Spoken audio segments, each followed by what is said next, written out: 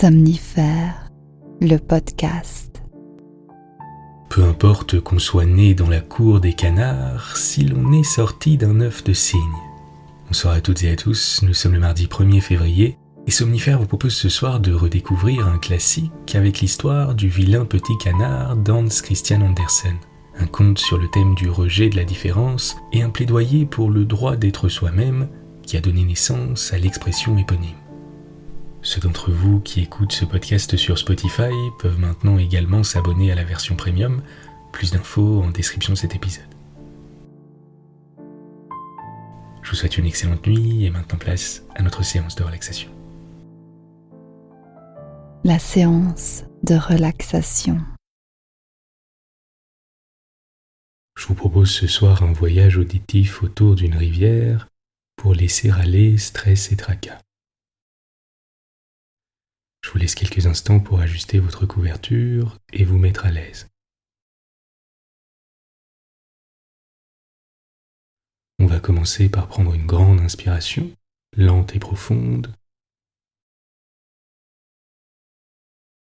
et on laisse s'échapper toutes les tensions de la journée à l'expire.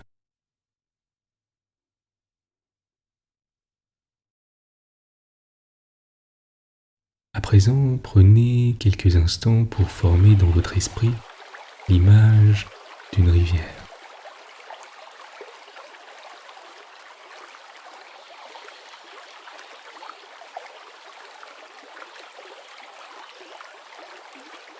Nous sommes en fin d'après-midi, la température est agréable, vous êtes en pleine nature et vous décidez de vous arrêter près d'une rivière.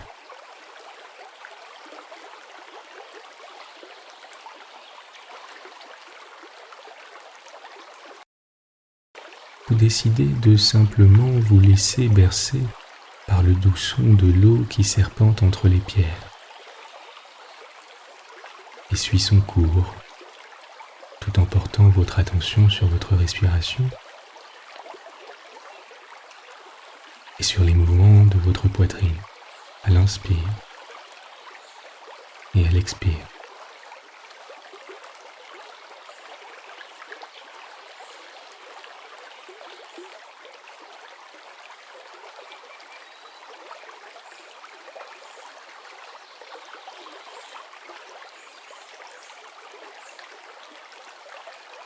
Vous songez que l'eau d'une rivière va toujours dans le même sens, que jamais elle ne change de direction ou ne rebrousse chemin.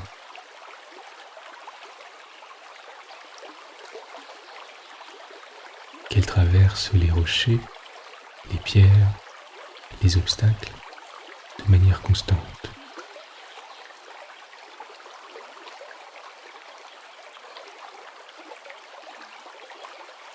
Et que c'est un peu comme ça qu'il faut vivre la vie, en continuant d'avancer, en traversant les obstacles, les difficultés.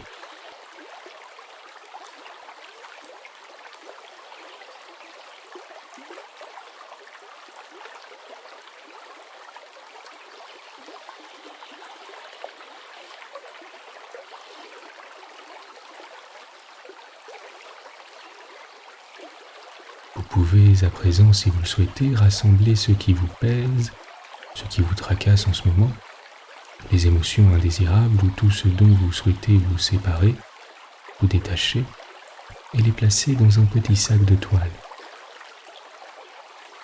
Puis les confier à la rivière qui se chargera de les emporter au loin et de les recycler.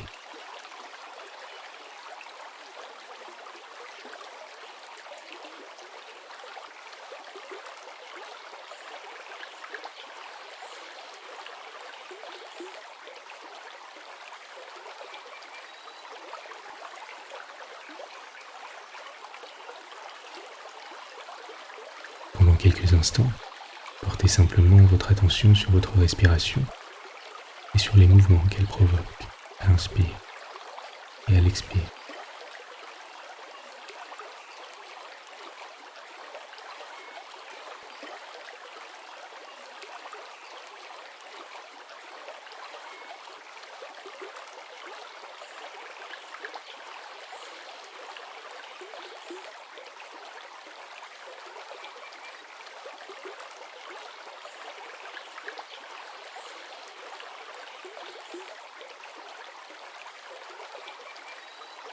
Sentez la détente qui se diffuse le long de votre cou.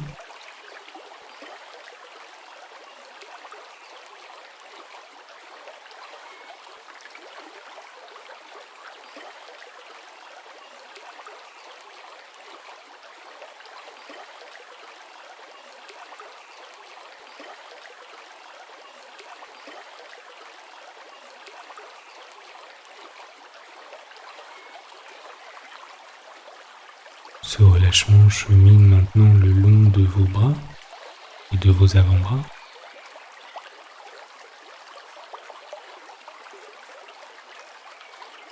Et arrive à vos poignets et à vos mains.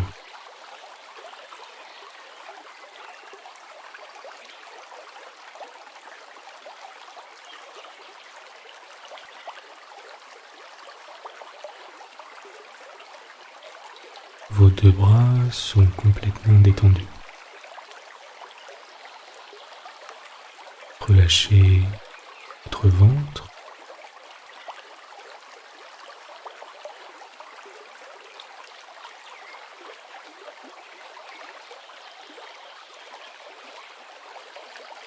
Vos hanches.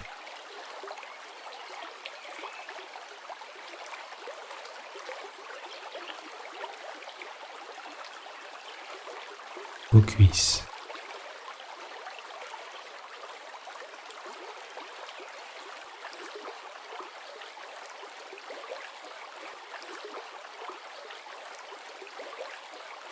Vos genoux.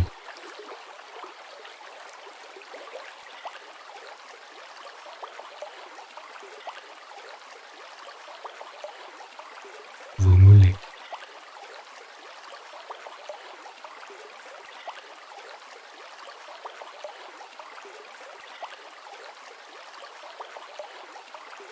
Vos chevilles.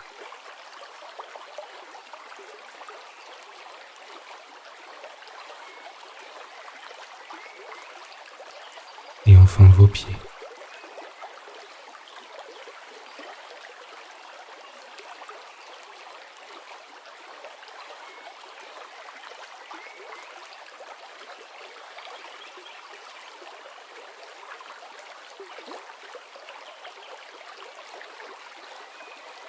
Prenez quelques instants pour simplement porter votre attention sur votre corps et ce sentiment de sérénité qui s'installe un peu plus à chaque expire.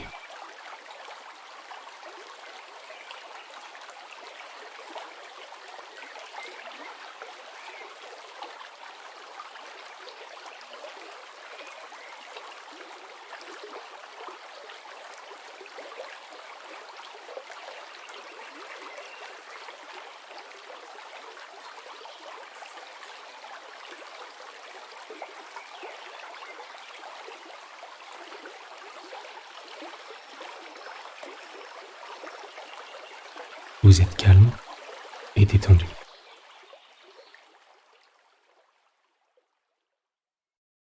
L'histoire du soir. Que la campagne était belle. On était au milieu de l'été, les blés agitaient des épis d'un jaune magnifique. L'avoine était verte, et dans les prairies le foin s'élevait en monceaux odorants. La cigogne se promenait sur ses longues jambes rouges en bavardant de l'égyptien, langue qu'elle avait apprise de madame sa mère.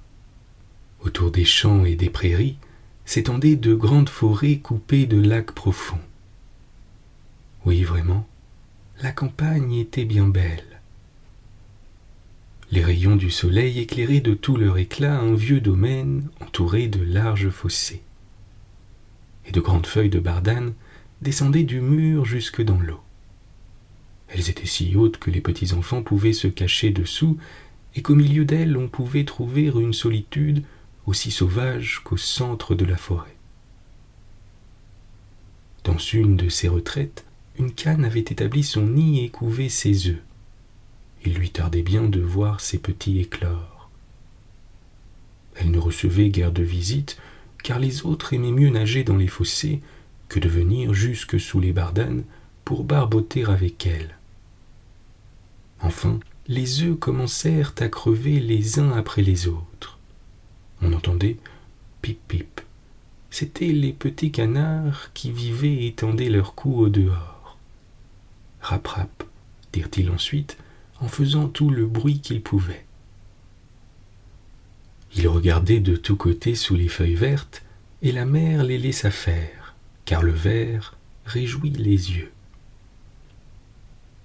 Que le monde est grand, dirent les petits nouveau-nés à l'endroit même où ils se trouvèrent au sortir de leur œuf. Vous croyez donc que le monde finit là, dit la mère. Non, il s'étend bien plus loin, de l'autre côté du jardin, jusque dans les champs du curé, mais je n'y suis jamais allée. Êtes-vous tous là ? Continua-t-elle en se levant. Non, le plus gros œuf n'a pas bougé. Dieu, que cela dure longtemps. J'en ai assez. Et elle se mit à couver, mais d'un air contrarié. Eh bien, comment cela va-t-il ? Dit une vieille canne qui était venue lui rendre visite.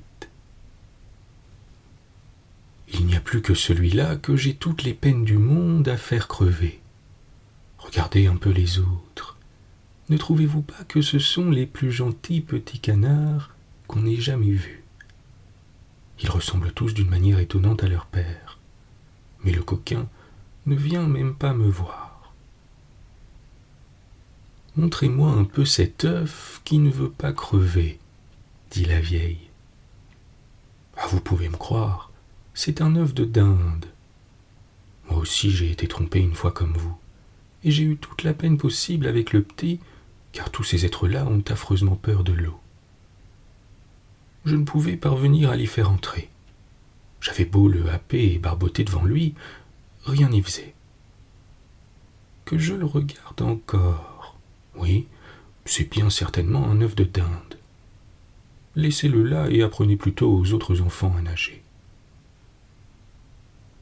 Non, puisque j'ai déjà perdu tant de temps, je puis bien rester à couver un jour ou deux de plus, répondit la canne. Comme vous voudrez, répliqua la vieille, et elle s'en alla. Enfin, le gros œuf creva. Pip pip, fit le petit, et il sortit. Comme il était grand et vilain. La canne le regarda et dit « Quel énorme caneton ! Il ne ressemble à aucun de nous. Serait-ce vraiment un dindon ? Ce sera facile à voir. Il faut qu'il aille à l'eau quand je devrai l'y traîner. » Le lendemain, il faisait un temps magnifique. Le soleil rayonnait sur toutes les vertes bardanes. La mère des canards se rendit avec toute sa famille au fossé.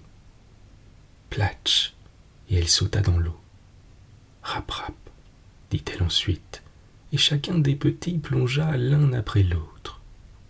Et l'eau se referma sur les têtes.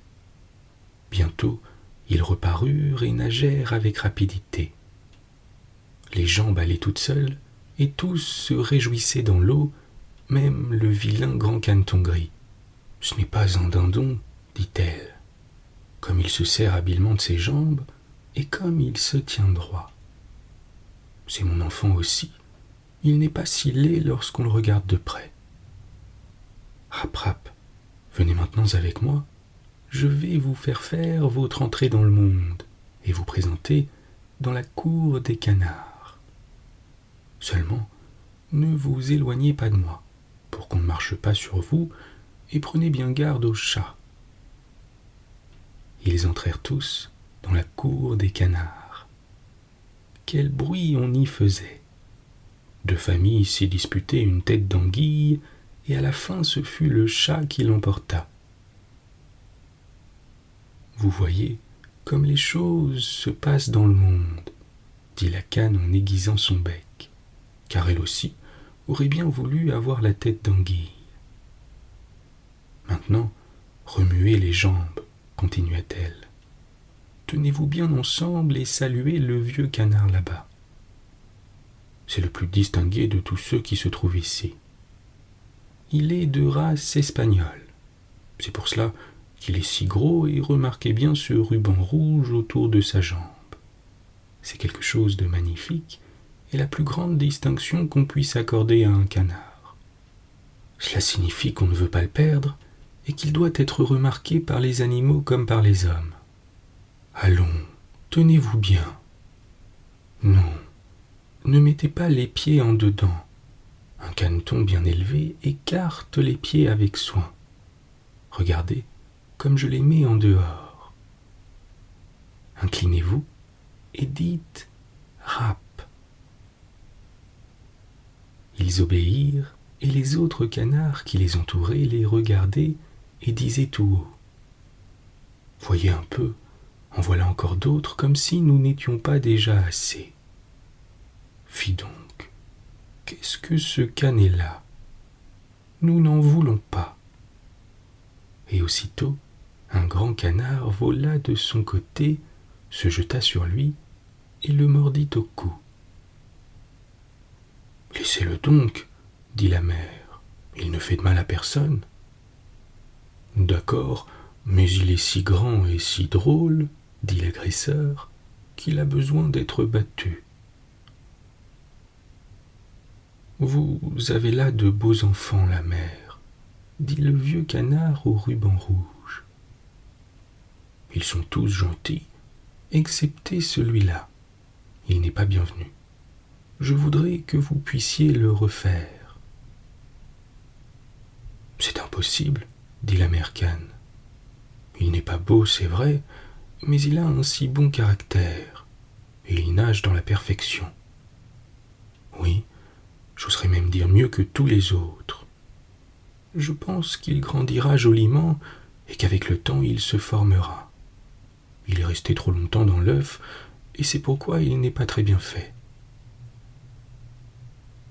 Tandis qu'elle parlait ainsi, elle le tirait doucement par le cou et lissait son plumage. Du reste, c'est un canard, et la beauté ne lui importe pas tant. Je crois qu'il deviendra fort et qu'il fera son chemin dans le monde. Enfin, les autres sont gentils. Maintenant, mes enfants, faites comme si vous étiez à la maison et si vous trouvez une tête d'anguille, apportez-la-moi.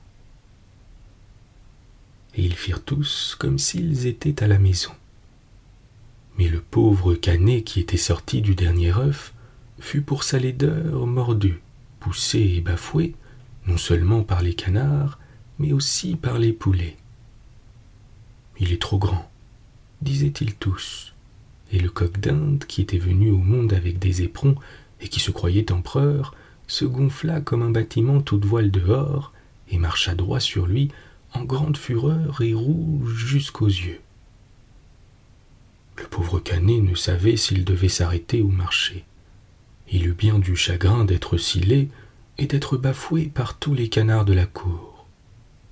Voilà ce qui se passa dès le premier jour, et les choses allèrent toujours de pis en pis. Le pauvre canet fut chassé de partout. Ses sœurs même étaient méchantes avec lui et répétaient continuellement que ce serait bien fait si le chat t'emportait, vilaine créature. Et la mère disait « Je voudrais que tu fusses bien loin. » Les canards le mordaient, les poulets le battaient, et la bonne qui donnait à manger aux bêtes le repoussait du pied.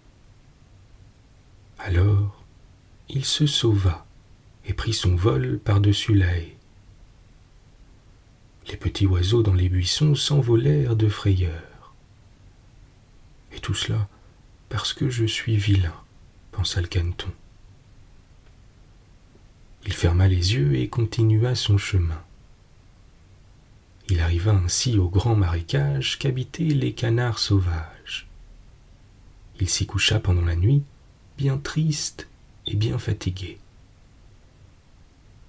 Le lendemain, lorsque les canards sauvages se levèrent, ils aperçurent leurs nouveaux camarades. « Qu'est-ce que c'est que cela ?» dirent-ils. Le canet se tourna de tous côtés et salua avec toute la grâce possible. « Tu peux te flatter d'être énormément laid, dirent les canards sauvages. Mais cela nous est égal, pourvu que tu n'épouses personne de notre famille. Le malheureux, est-ce qu'il pensait à se marier, lui qui ne demandait que la permission de coucher dans les roseaux et de boire de l'eau du marécage? Il passa ainsi 2 journées. Alors arrivèrent dans cet endroit 2 jarres sauvages.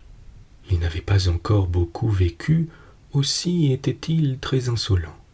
« Écoute, camarade, dirent ces nouveaux venus, tu es si vilain que nous serions contents de t'avoir avec nous. Veux-tu nous accompagner et devenir un oiseau de passage?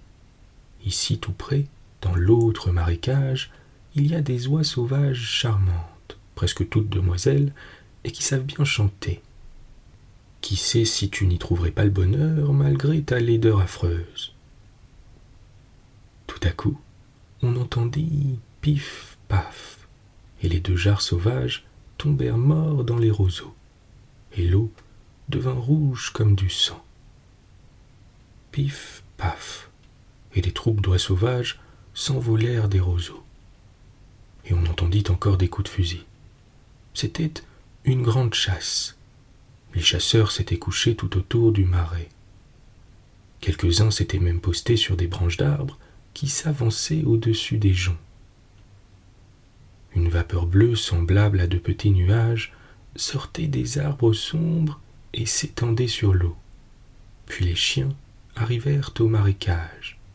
Platch, platch, et les joncs et les roseaux se courbaient de tous côtés. Quelle épouvante pour le pauvre caneton! Il plia la tête pour la cacher sous son aile. Mais en même temps, il aperçut devant lui un grand chien terrible. Sa langue pendait hors de sa gueule, et ses yeux farouches étincelaient de cruauté. Le chien tourna la gueule vers le caneton, lui montra ses dents pointues, et platch, platch, il alla plus loin sans le toucher. « Dieu merci, soupira le canard. Je suis si vilain que le chien lui-même dédaigne de me mordre. » Et il resta ainsi en silence pendant que le plomb sifflait à travers les joncs et que les coups de fusil se succédaient sans relâche. Vers la fin de la journée seulement, le bruit cessa, mais le pauvre petit n'osa pas encore se lever. Il attendit quelques heures, regarda autour de lui et se sauva du marais aussi vite qu'il put. Il passa au-dessus des champs et des prairies, une tempête furieuse l'empêcha d'avancer. Sur le soir, il arriva à une misérable cabane de paysans, si vieille et si ruinée qu'elle ne savait pas de quel côté tomber, aussi restait-elle debout. La tempête soufflait si fort autour du caneton qu'il fut obligé de s'arrêter et de s'accrocher à la cabane. Tout allait de mal en pis. Alors, il remarqua qu'une porte avait quitté ses gonds et lui permettait par une petite ouverture de pénétrer dans l'intérieur. C'est ce qu'il fit. Là demeurait une vieille femme avec son matou et sa poule, et le matou, qu'elle appelait son petit-fils, savait arrondir le dos et filer son rouet. Il savait même lancer des étincelles pourvu qu'on lui frottât convenablement le dos à rebrousse-poil. La poule avait des jambes fort courtes, ce qui lui avait valu le nom de courtes jambes. Elle pondait des œufs excellents et la bonne femme l'aimait comme une fille. Le lendemain, on s'aperçut de la présence du caneton étranger. Le matou commença à gronder et la poule à glousser. « Qu'y a-t-il » dit la femme en regardant autour d'elle. Mais comme elle avait la vue basse, elle crut que c'était une grosse canne qui s'était égarée. « Voilà une bonne prise, dit-elle. J'aurai maintenant des œufs de canne. Pourvu que ce ne soit pas un canard. Enfin, nous verrons. » Elle attendit pendant 3 semaines, mais les œufs ne vinrent pas. Dans cette maison, le matou était le maître et la poule la maîtresse.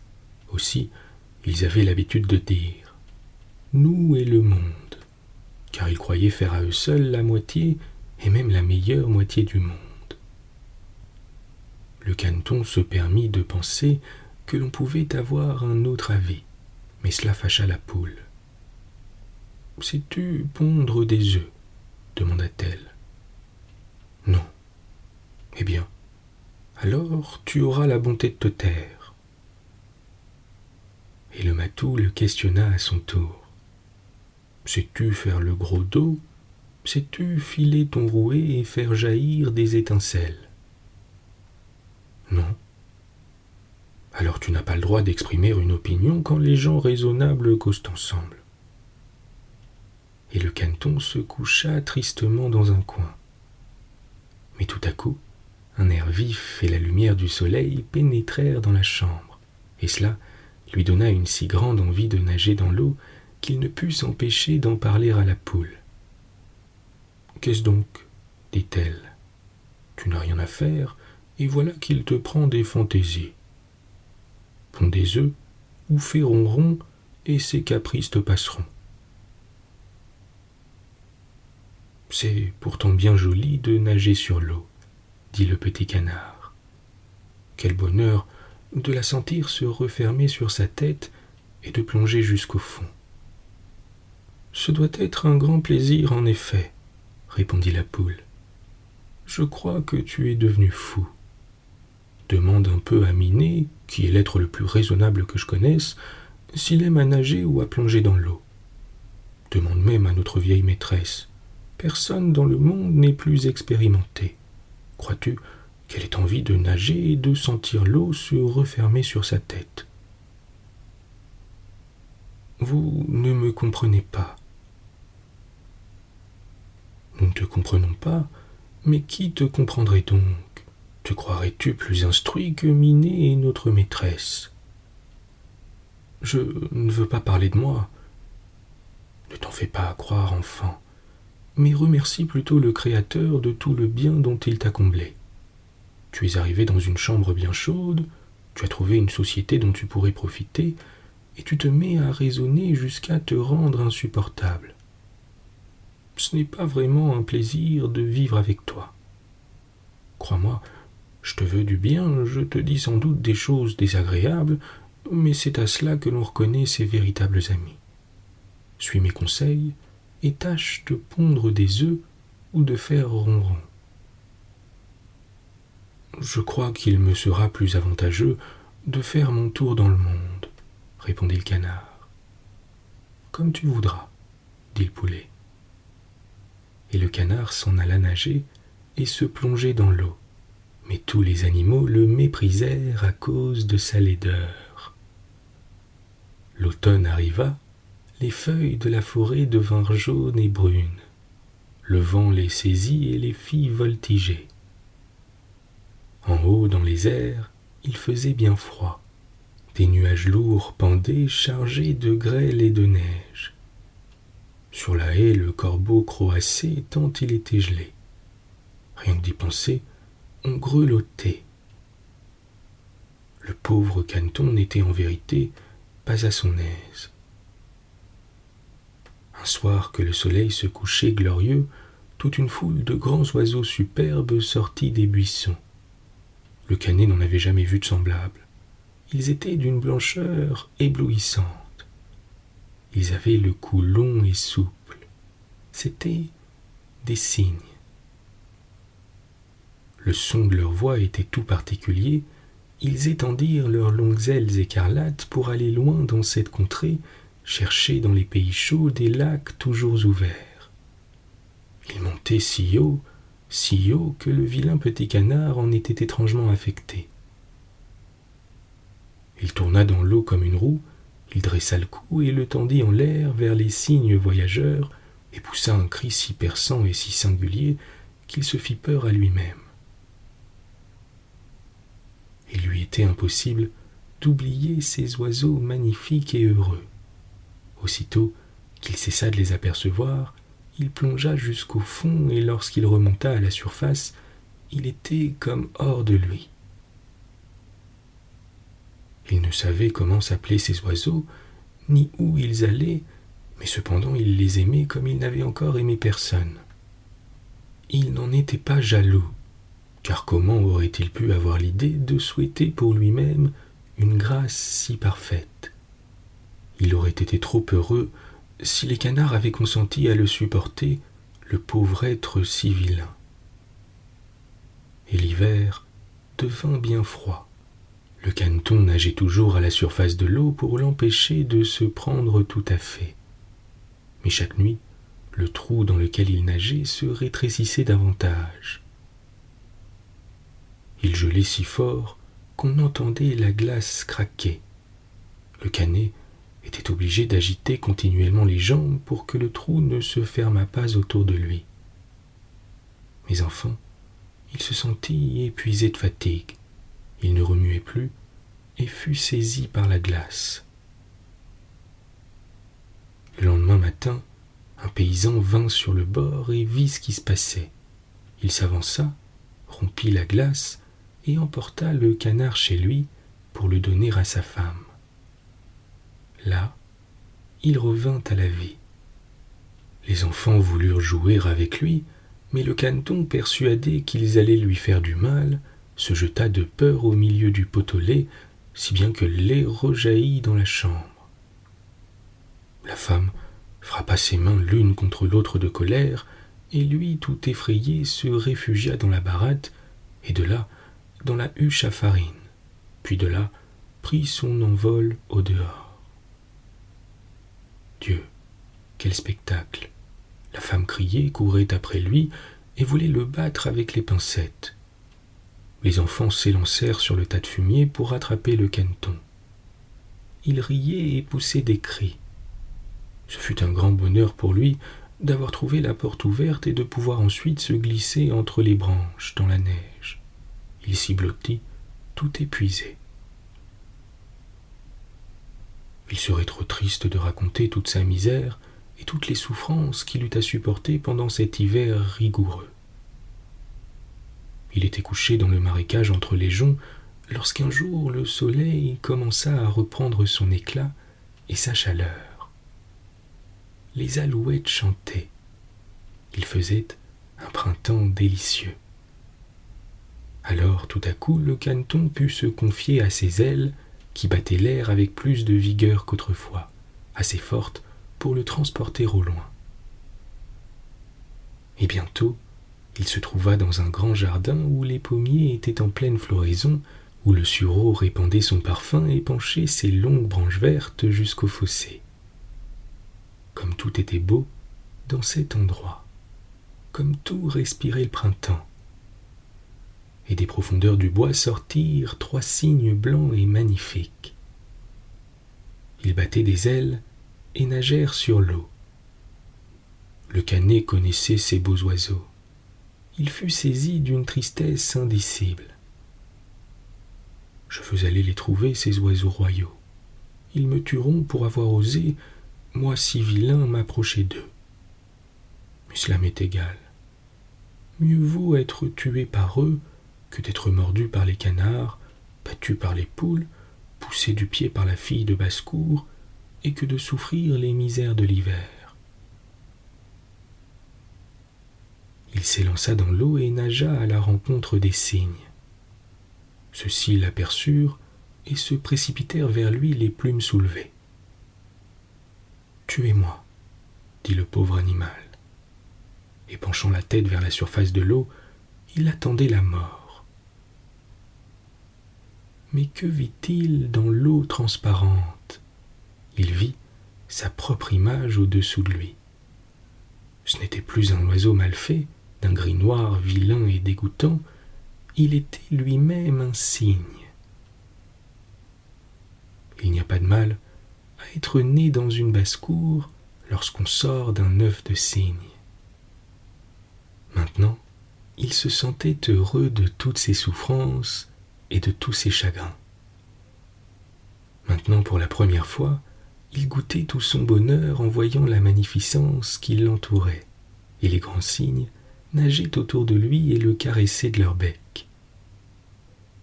De petits enfants vinrent au jardin et jetèrent du pain et du grain dans l'eau, et le plus petit d'entre eux s'écria « En voilà un nouveau !» Et les autres enfants poussèrent des cris de joie. Oui, c'est vrai, il y en a encore un nouveau.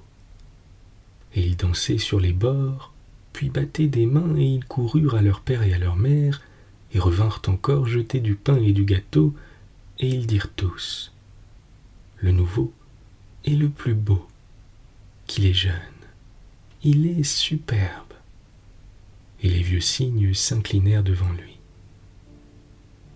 Alors, il se sentit honteux et cacha sa tête sous son aile. Il ne savait pas comment se tenir, car c'était pour lui trop de bonheur. Mais il n'était pas fier. Un bon cœur ne le devient jamais. Il songeait à la manière dont il avait été persécuté et insulté partout, et voilà qu'il les entendait tous dire qu'il était le plus beau de tous ces beaux oiseaux. Et le sureau même inclinait ses branches vers lui, et le soleil répandait une lumière si chaude et si bienfaisante. Alors ses plumes se gonflèrent, son cou élancé se dressa, et il s'écria de tout son cœur. Comment aurais-je pu rêver tant de bonheur pendant que je n'étais qu'un vilain petit canard?